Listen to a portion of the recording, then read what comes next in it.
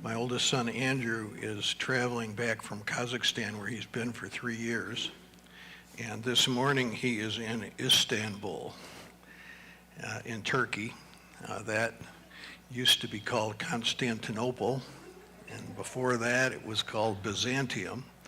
And that was the place which the Eastern Church, the Eastern Orthodox Church, was centered. And it later was taken over by Islam, and so they changed the name to Istanbul. But he's in the airport there. He should be back in Newark, New Jersey tomorrow, and he probably by Tuesday he'll be here in Cheshire. And so it'd be good to see him. His kids are with him and his wife, and so it's been 3 years since we've seen them, and he will be here next week with us. And so I just wanted to let you know that. I am feeling better. Thank you for your prayers. I appreciate that very much. Let me see if I can find the sermon for today.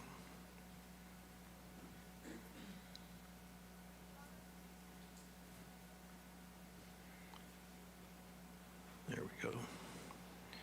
Okay, we've been doing a 4-part series. This is part 3 on little creatures that are wise, and what we can learn from them. And today, our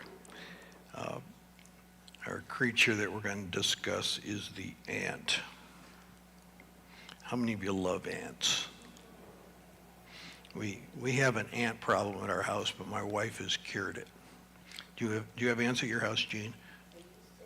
You used to. How did you get rid of them?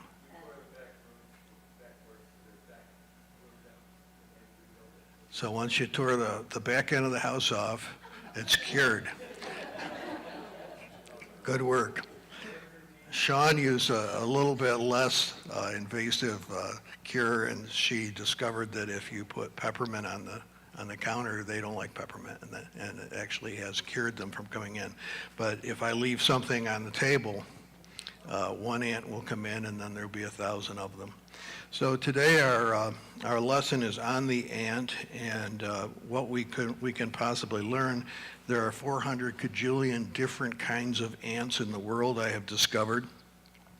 I think I first became aware of the ant when I was about 4 or 5. Maybe I was 6. We were living down on Titchener Point on the lake down here, and this big black ant, who I never seen before, crawled up and bit me on the stomach, and I've not liked them ever since. So let's begin. The passage is Proverbs chapter 30, verse 25. The ants are not a strong people, but they prepare their food in the summer. That's our scripture for today. And then earlier in the book of Proverbs, it says, "Go to the ant, O sluggard, observe her ways, and be wise."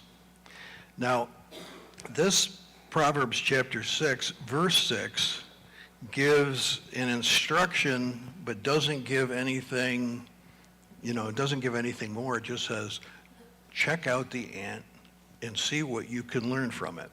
And so a lot of this is not necessarily biblical scripture that I'm going to talk about this morning, but it's based on a scripture that tells us to look into it. The only thing that is explicit is in chapter 30, verse 25, and it mentions that they prepare their food in the summer. And believe it or not, in all the 66 books of the Bible and the thousands of words and stories and everything, these are the only 2 times in the Bible that the word ant is mentioned. In one case, the first case, it's